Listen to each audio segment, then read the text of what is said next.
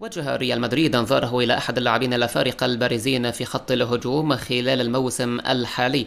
ووفقا لشبكة ديفنسا سنترال الإسبانية، فإن إدارة ريال مدريد تراقب الغيني سيرهو جيراسي مهاجم شتوتغارت الألماني، وأشارت إلى أن جيراسي لديه هذا الموسم أرقام أفضل من كيليان مبابي لاعب باريس سان جيرمان، وهاري كين لاعب بايرن ميونخ، وهالاند لاعب مانشستر سيتي، حيث أحرز 11 هدفا وقدم تمريرتين حاسمتين في 7 مباريات بمختلف البطولات. ورغم أن جيراسي لديه عقد مع شتوتغارت حتى 2026، لكن يعتقد بأن ريال مدريد يمكنه حسم الصفقة لأن قيمة اللاعب السوقية تبلغ 15 مليون يورو فقط.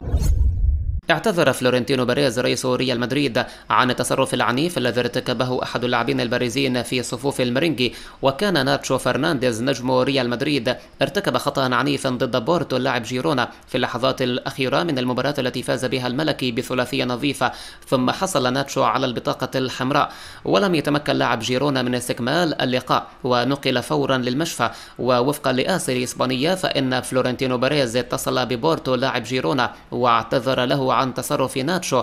يذكر بأن ناتشو اعتذر أيضا عبر شبكات التواصل الاجتماعي. ويحتل ريال مدريد صدارة الترتيب في الدوري الإسباني برصيد 21 نقطة، متفوقا بنقطة واحدة على برشلونة صاحب الوصافة.